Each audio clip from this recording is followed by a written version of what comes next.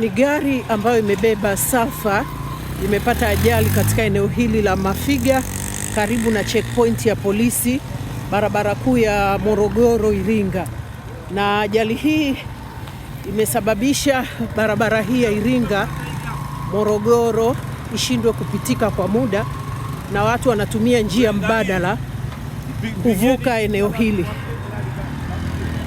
Ni barabara kubwa ambayo inatumika na magari ya kwenda Iringa, Mbeya na mikoa mingine, lakini kwa sasa imeshindwa kupitika kutokana na ajali hii iliyosababishwa na malori mawili kugongana, likiwemo lori moja lilobeba sulfur lakini na lori jingine.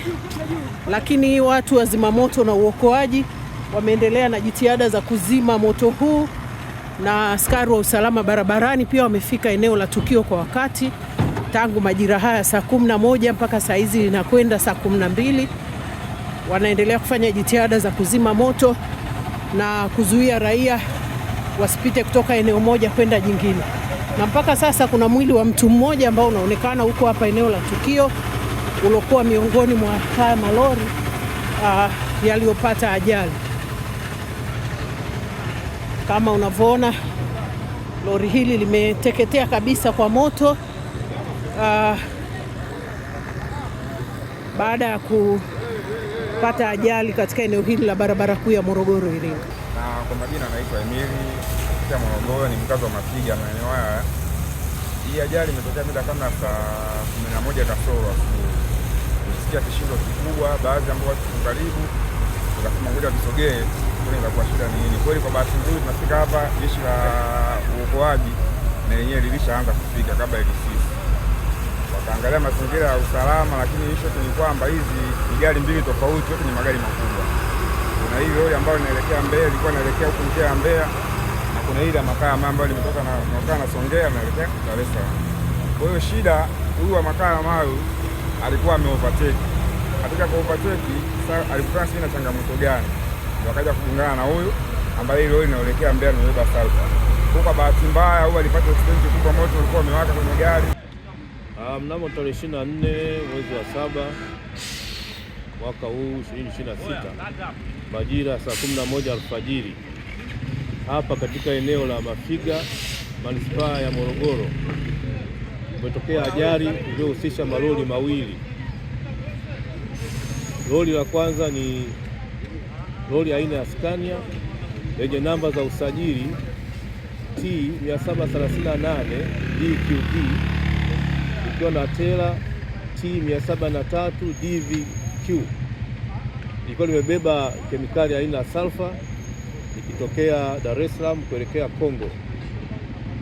Iligongana na lori lingine ambalo limetokea maeneo ya Rugono kuelekea Chalinze, ilikuwa limebeba mchanga, na lori hili limeteketea kwa moto. Chanzo cha ajali hii ni uzembe wa dereva wa lori aina ya FAU ilikuwa imebeba mchanga ikielekea Chalinze, ambaye aliacha upande wake akaenda upande wa kulia zaidi na kugongana na lori hili lilikuwa limebeba kemikali aina ya sulfur. Kufuatia ajali hiyo, mpaka sasa kuna kifo cha mtu mmoja jinsia ya kiume, mtu mzima ambaye ametoka kwenye gari la lilikuwa limebeba mchanga aina ya FAU, lakini majeruhi kwa watu wawili ambao ni Godson Samson Mushi miaka 42. Huyu ni dereva wa lori aina Scania, na utingo wake ambaye ni Meshak Mushi miaka 24.